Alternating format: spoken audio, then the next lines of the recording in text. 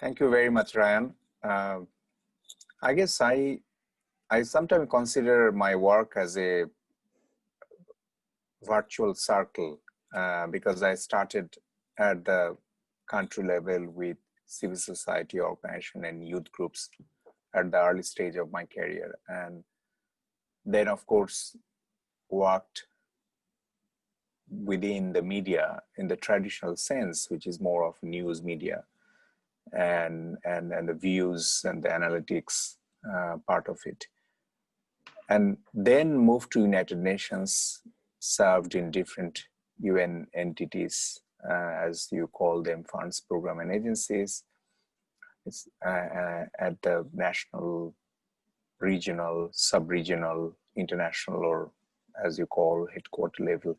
So, and that gives me the privilege to work with many governments and international civil society organizations. So it's more on the side of the multilateral bodies, and then of course national governments.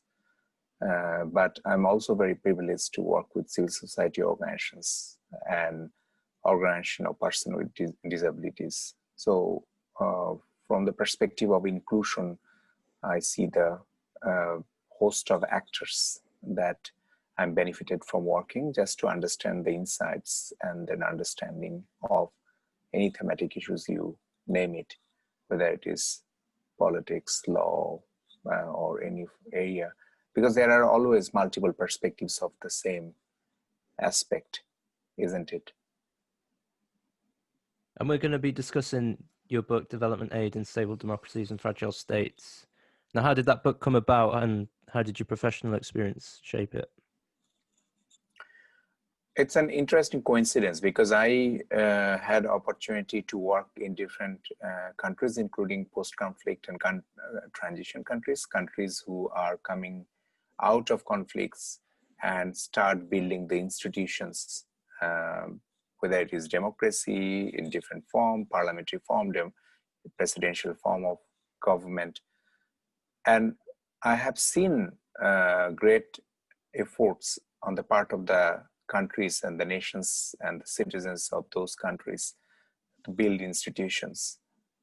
And while I'm always impressed with the way a country build itself in terms of whether it is upward or in terms of horizontal building, I also seen there is an attempt to follow or impose models of quote unquote better form of institutions from a part of the world. And that what that made is basically it impacted the way probably you would think in your own country. And as a result, instead of developing something of your own, you ended up, there's no harm of taking good practices and lessons learned from other part of the world, and that is the right thing to do. But if you ended up duplicating something that worked in somewhere and try to reestablish in your own country, you might not serve your country and culture and context the way you would have served if you looked at what you have done in your own country, in your own area, own region, and the aspiration of the people. I think that always drew attention to my sort of academic mind, and also it stimulates me that what if it happened in another way, and why the things that are happening are not necessarily the perfect way of approaching it. There's no perfect way, of course, because everything can be contextualized and can be different in depending on the country and the time of the history. But that was the reason, and that was the starting point. I started looking at how democracy is being institutionalized out of my own personal interest, academic interest. And my professional life, of course, shaped my academic thinking, because instead of looking at only theoretical aspect, I started looking at more pragmatic, practical aspect, how compromises are being made, how different models are emerging based on different needs. And those needs are not constant because it keeps changing depending on the time, and also the political regime, the political party, and then certain population's demands, and then constant interplay of those who are known as ruling class in a country or society, and those who are known as ruled, right? And in the ruled segment, you may have vast elite class. You may have classes which are not captured, as we call it in the language of the Sustainable Development Goal, leave no one behind. So there are many groups and populations who are left behind and may not be part of the mainstream territory. So those are the things that inspired me and shaped my thinking, and trying to look and dig deeper in the political economy analysis.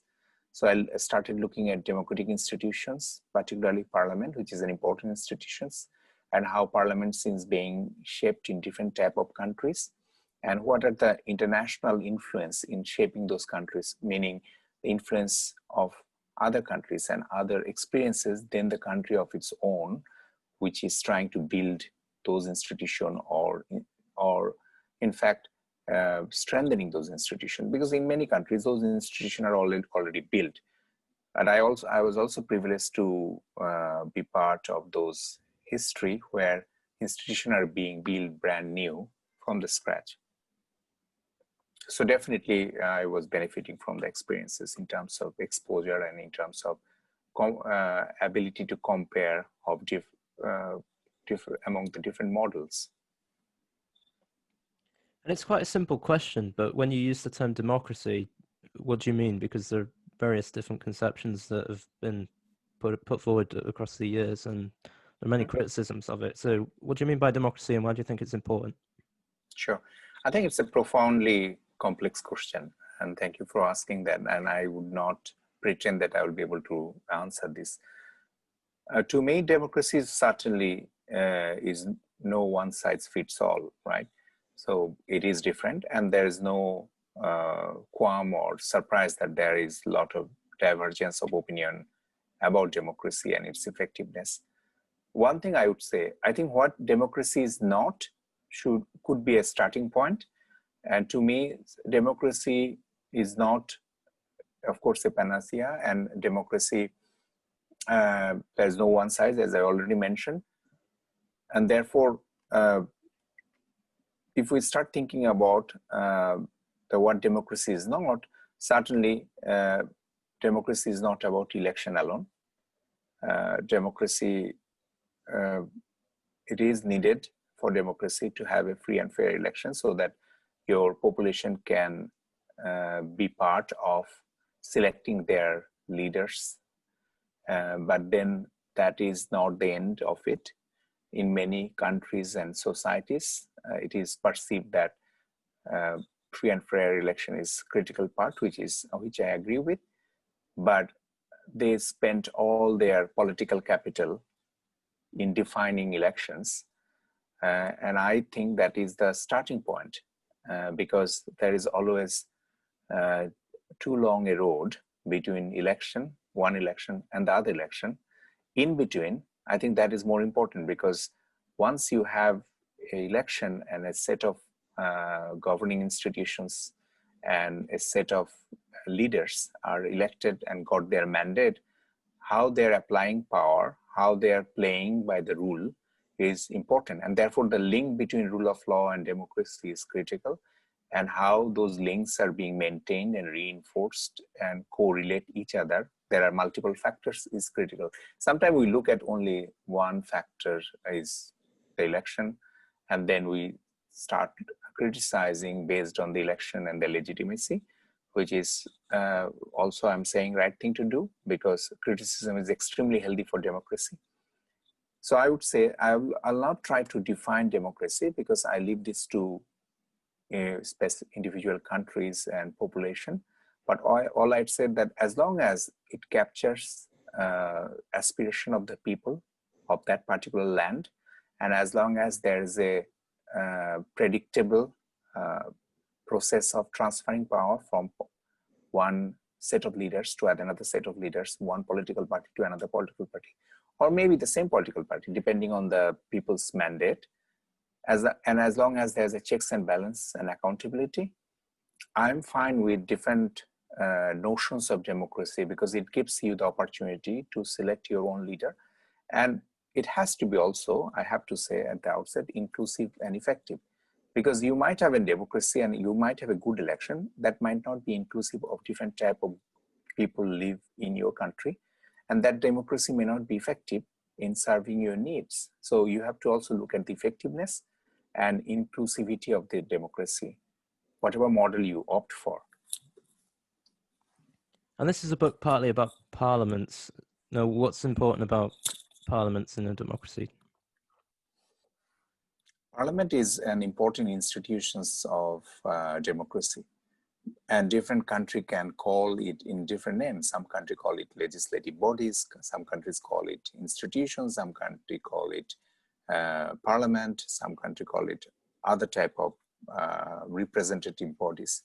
I think in my book, which is basically, I looked at different type of democracy and democratic institutions, but I sort of focus on parliament because it is always easier to compare when you sort of focus on one set of institution and then try to compare among the similar institutions of different countries and see where are the gaps.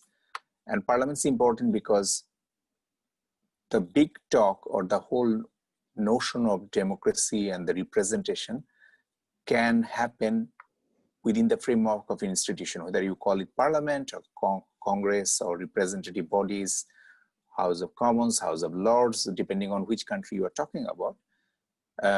It is an institution which basically embodies the will of the people through exercising the representative's function in a democratic society.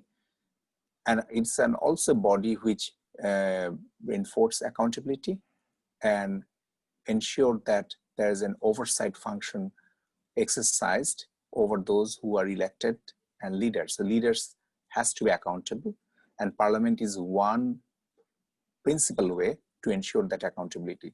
So to me, it's a critical body. Not only it brings legitimacy, but it also can ensure accountability, provided, is a big provided, the parliament is not a rubber stamp body, because it's a real efficient, effective parliament with a political mandate and with a clearly backed by people's mandate as well. And you talk a lot about Parliamentary Development Assistance, PDA. Now, what is that? Where does it originate, and what's it trying to achieve? Sure. I think if you look at the trajectory of international development, which is better known as sometimes foreign aid or international aid or international development cooperation, what I have seen in terms of a critical gap in the political science and international aid discourse or aid effectiveness discourse is a good part of that aid also channeled to democratic institutions, political institutions in different countries, from country X to country Y. It's not only about money changing hands, it's also idea changing minds or shaping institutions or good practices and examples from other countries or instances which model worked, how legislative bodies can function better in a given time frame. So those are the type of things. And the PDA, the terminology that I coined in my book, is basically looked at that part of democracy assistance or foreign aid, which basically channeled to political, essentially political and legislative bodies, democratic institutions. So there are, of course, foreign aid channel to big area like climate change, areas like environmental degradation, humanitarian action. I haven't looked at those aspects because those are also very specialized aspects. I looked at more of a political institutions and how it influenced or not influenced, how effective are they in terms of aid effectiveness from an academic point of view. You talked about the importance of strengthened oversight mechanisms. That's a phrase you use, and you used two important case studies from Kenya, Tanzania, a third actually in Zimbabwe. Mm-hmm. Now, what do they tell us? Ghana. Oh, is it Ghana? Okay. Yes. Um, Oversight basically it defines the relationship between the two important organs of the state. One is basically the legislative bodies, which is providing the oversight over the executives who are geared to rule or govern bodies. You can call them bureaucracy, you can call them permanent civil servant, depending countries, also political leaders, members of cabinet, members of government. Now, oversight is a systematic way where an institution ensure that the democratic institution or political institution or service delivery mechanisms are delivering on their mandate, following the rule of law, following their political economy, and following their governing books. For example, if an institution is created, it is created out of law or a part of law or a decree or a resolution of certain legislative bodies or legal bodies, right? So oversight looked at those fundamental foundational documents and see, okay, this is your mandate and these are the things you are supposed to deliver. Have you delivered on scope, on time, and on budget? And in case you haven't followed time or budget or scope, what are the reasons, what are the exceptions, why you did, and what are the options you had, and what are the interests you serve, basically. So it basically gives you a check and balance, as we call it in democracy, modern democracy. So oversight is key. If you remove oversight, then every institution is basically independent, can act according to the wishes of their leader, and there would be no check and balance. So democracy basically through the parliament establishes this oversight mechanism over the executive arm or organ of the state and different bodies, then ask them to report, ask them to look at their mandate and then report back to parliament or similar bodies. So oversight is critical. Basically, the whole accountability cycle can function or may collapse in the absence of an oversight function. And that's why I've felt that is critical for the success of democracy or a governing mechanisms which works for people. So we talked about democracy. The second part of the book is the term fragile state. What do you mean by that?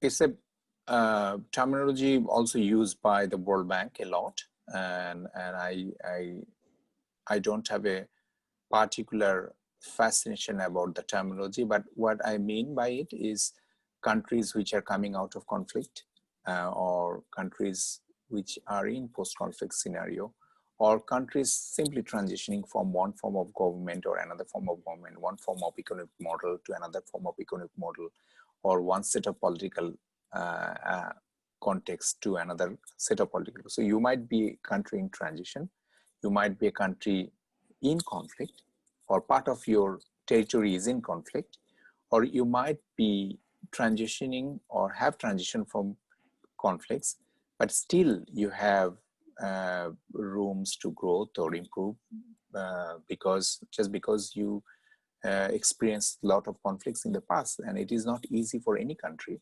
to sort of get out of the conflict mode because you have been to conflict for so long. So that's what I meant. If you look at today's world, many countries of the world are either in active conflict or in post-conflict, or some countries are in frozen conflict because they have conflict territories in their bigger part of the territory, and those frozen conflict area, sometimes they are driven by the discord that happened in the past and how they're transitioning from those disagreement of the past to the present. So there are still process ongoing.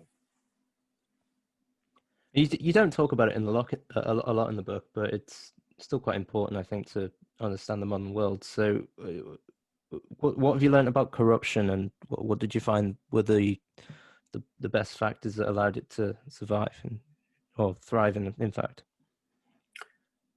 Yes, and if I sort of go back to my earlier responses on oversight, one of the fundamental reason why oversight is critical is also to stop corruption, because when the moment you start building the accountability framework and put a mechanism of oversight where a set of rules and set of institutions will be watching as a watchdog bodies for other bigger players in a country, how they are performing, how they are spending money, public money, those are critical part of addressing corruption, because the reporting, the oversight, the questions that are being placed through Parliament or similar watchdog bodies, or other type of watchdog bodies, depending on the model of government you have, are critical to curb or fight corruption. And one of the, of course, the strongest way of addressing corruption is the sunlight, as I call it, where a role of media, civil society groups are critical, because they sometimes bring out the issues of corruption to the public domain. Media reports it. Now media is quite expansive. It's not only traditional news media, you have electronic media, you have social media, and though all of them are playing important role, and they're all important player.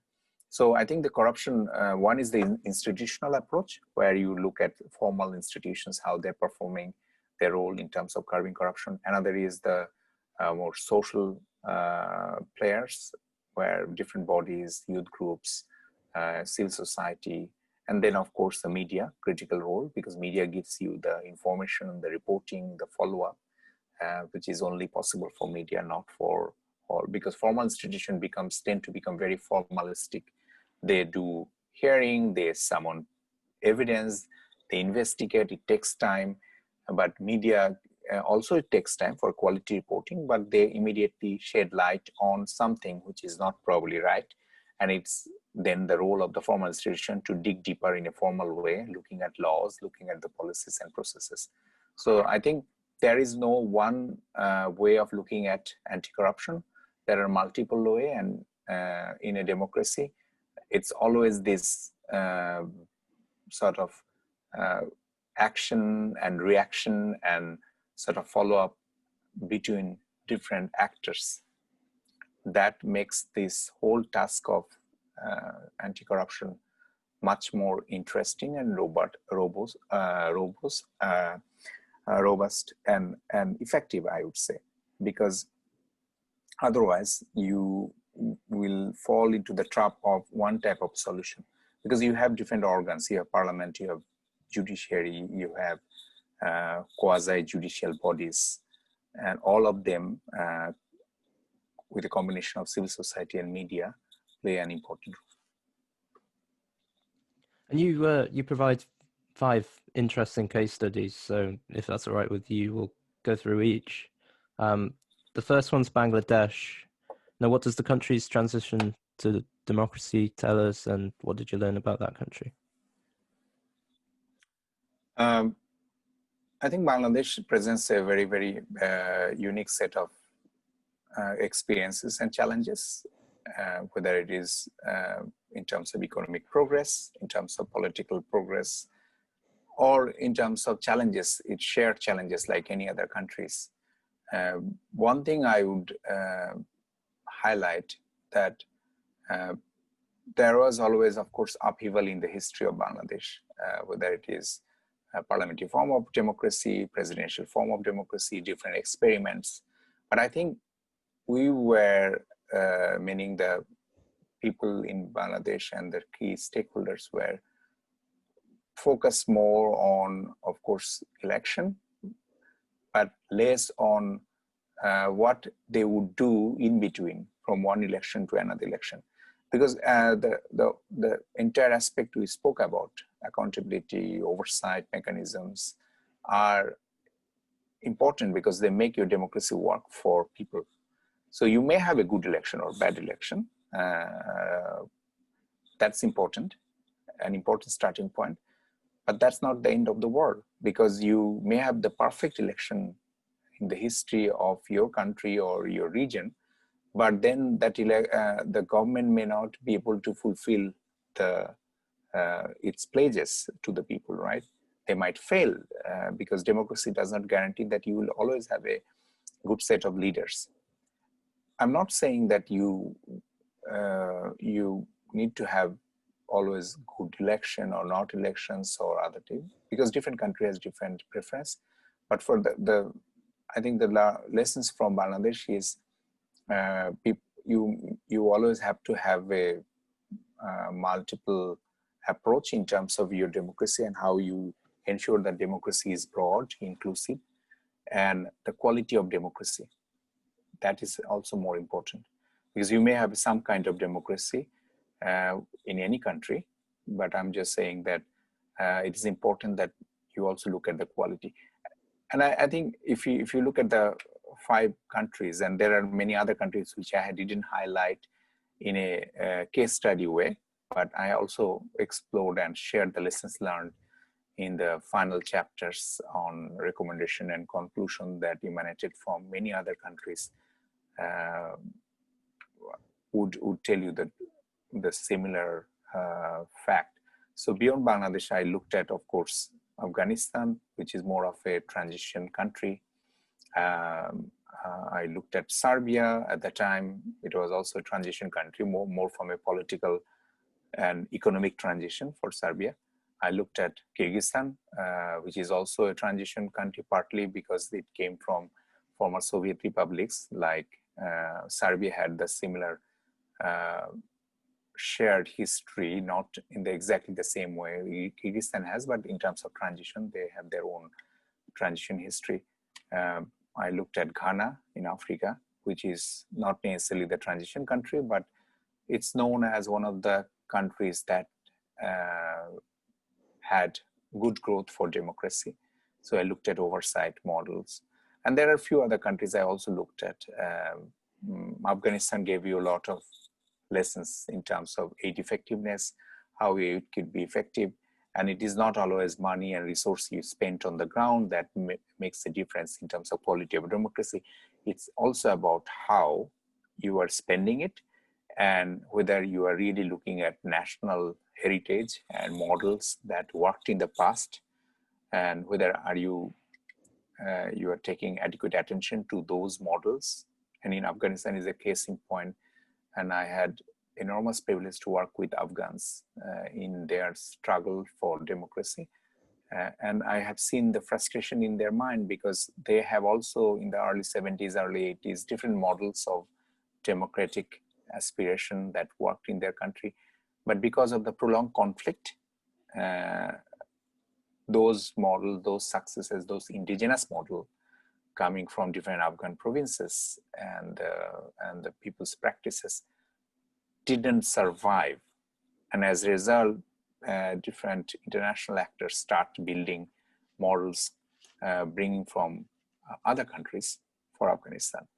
And I think that is a powerful lesson for many other countries, not only for Afghanistan, where you have to look at your own model first, your own aspiration, your own needs, and then see how international good practice and lessons learned can fit into that, not the other way around. Countries should not fit into lessons learned, rather the lessons learned should be fitting into your country's unique needs and your transition in a particular moment of history. I think international aid, one of the challenges, if you ask me, out of all these country studies, one of the big lessons is, for a considerable period of time, international community sort of try to fit countries into international good practices, rather than looking at what countries' unique needs. And I'm not saying that international aid didn't look at countries' own needs. It looked at, but I think for political institution, the dynamism is much higher. So we probably were not successful enough to show that flexibility and accommodation and understand the total dynamism in a given country. So that is the gap part, where this book basically shed some light on, okay, theoretically this should work, but it is not working. And there are good infusion of knowledge coming from outside, but why that knowledge did not result into a good solid institution or a good outcome, because perhaps the infusion didn't take place in a right way, or there were lack of national ownership or people's participation the way it should happen. It didn't happen. Why it didn't happen? And some of these lessons learned, good practices, I looked at them. Could you go into a bit more detail on the Ghana case? I think it's quite interesting. I think Ghana is interesting because in Africa you have parliamentary democracy didn't thrive in many countries, and in Africa and Ghana, you have a parliament which played an important role. There were models of committee and functioning of committee as oversight bodies. And I think one of the reasons Ghana shined in the past in the democratic endeavor is you have Ghana its share of ups and downs in the political history, of course, like any other country. But I think it consolidated institutional good practices through their regular oversight mechanisms of parliament. So different committees within the parliament worked well, and they played a role in terms of establishing oversight mechanism. I think one of the important things for any democracy is give you a sense of predictability. So you would know what might happen if I do this, and that is applicable to everyone. So we call it everyone is equal in the eyes of law. That principle can only establish if you give a sense of predictability to your citizen. And I think to some extent, during the time I was studying this, and I would be always very humble of saying this, because any book or any research on political science, or you cannot take it as a constant truth, because the countries are constantly progressing. So there are certain elements of dynamism you cannot capture in your book forever, right? So it might be true during the time I was looking at for Ghana, it might not be true today. But I would say this, that I have seen that Ghana was, compared to many other African countries, and then Ghana was able to capture that essence of oversight mechanism through parliament. And then you have to have a political ownership of that process. If it is driven by other factors rather than your own internal political process, then chances is high that in the absence of those those external factors presence, your achievement might collapse, because then it's not home-rooted, homegrown. And I think Ghana did well from that context. And I have all the best wishes for that country, because you need those examples more and more, because we are living in a world which is sometimes not necessarily inclusive, and there are a lot of populist movement around the world. And one of the way to address the populist movement of which is not necessarily looking at inclusion, and I would say one of the weakness of democracy in the 19th and 20th centuries, the democracy produced governing coalition, but it didn't address the inclusion agenda in a big way. So as a result, if you look at women's participation in democracy, was not necessarily a big success in the 19th and 20th century. Women's right to vote, women's political representation, women's role in the accountability framework and oversight mechanism. And I would add to the list of women to the minorities, indigenous people, persons with disabilities, all the other groups. So democracy didn't do well in representing different marginalized groups. Men is a case in point, because now we have parliaments where representation of women is quite high globally. But I think we are still facing the challenges of effectiveness of that role, because women sometimes are not necessarily present in powerful committees. They are not given opportunities or opportunities to learn fast, and then also play the role as a lawmaker. because there are simply some countries don't have those enabling environment present. So I think we still have to go a long way, not only about women, but also about making sure that parliament becomes representative of all types of individuals that live in your country. They're all your citizens.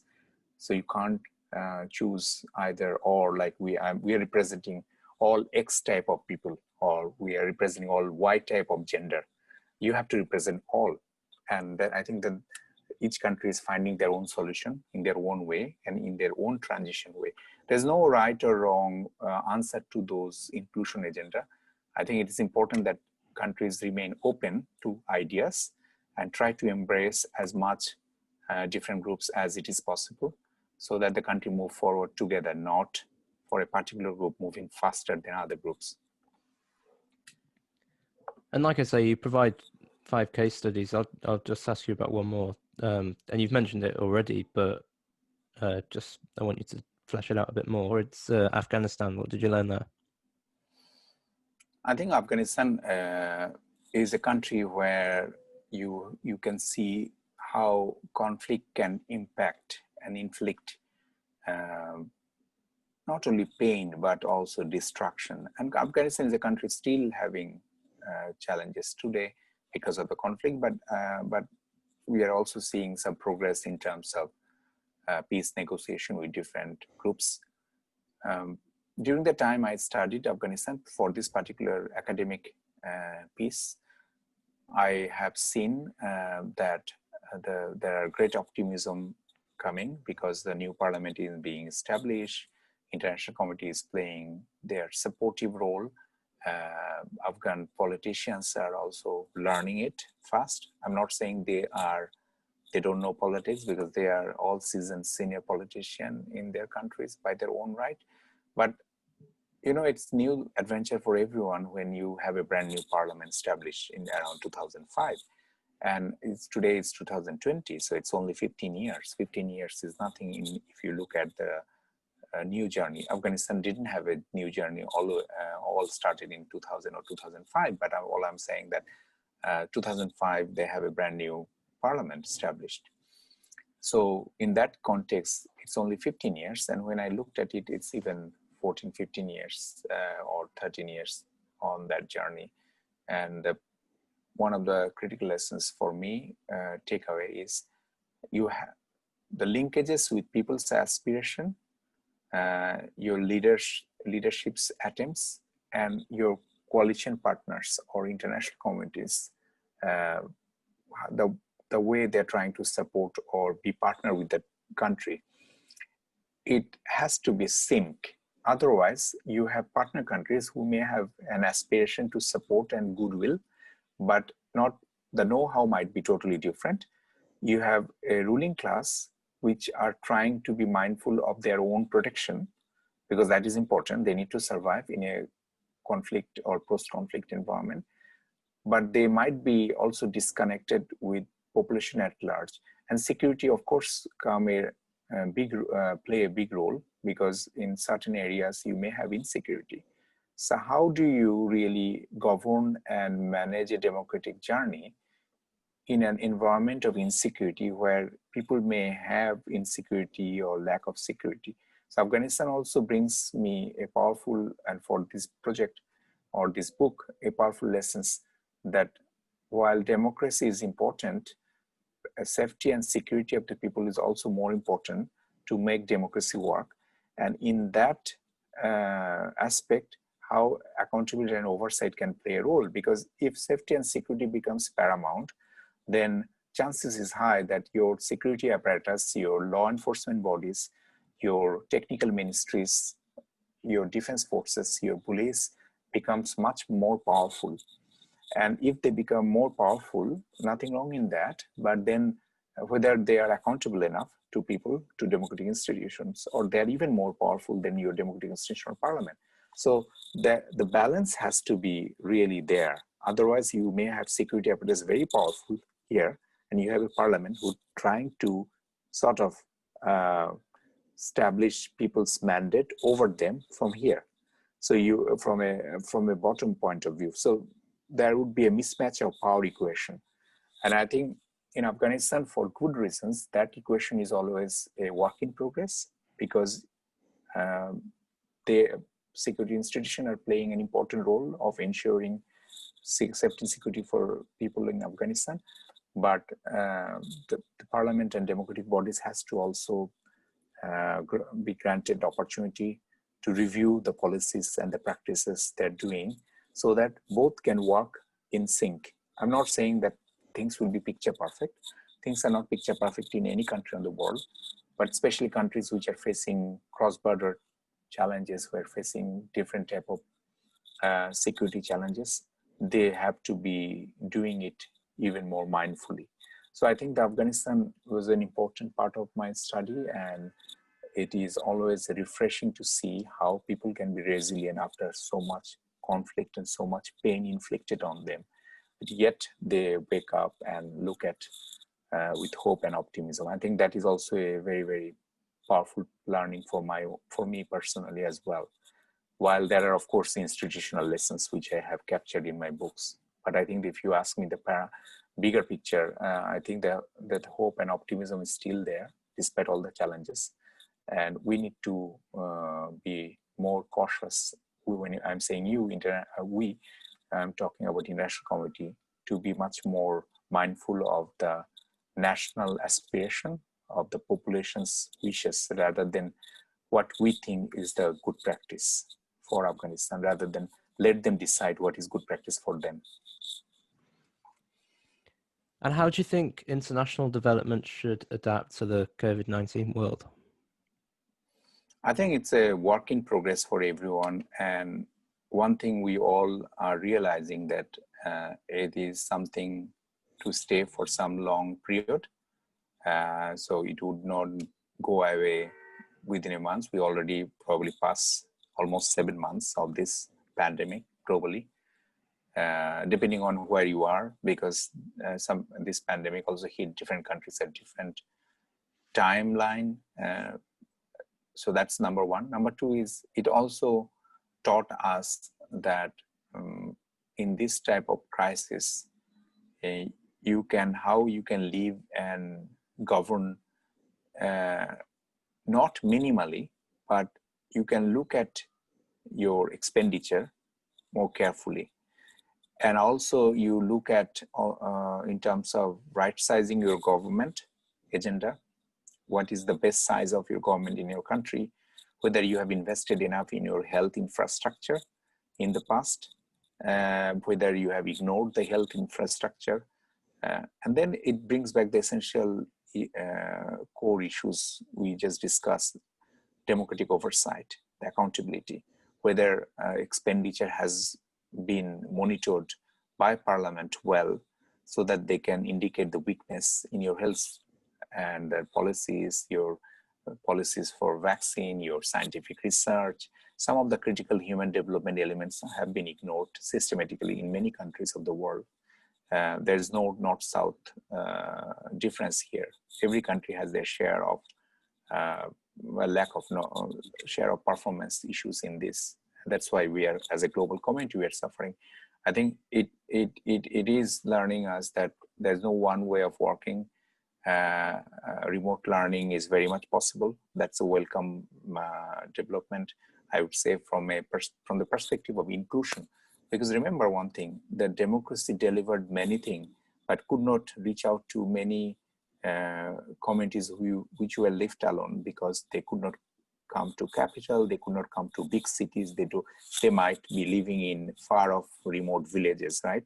And the fruits of democracy could not be transferred to their doorstep. Because of the crisis, now everyone in a sort of telecommuting mode, using technology, that provides an unprecedented opportunity to the people to transfer fruits of democracy or your governance to the doorstep of those who are living in the remotest area. So you need to figure out now whether those areas are covered by ICT network, and whether people can afford minimum technological devices.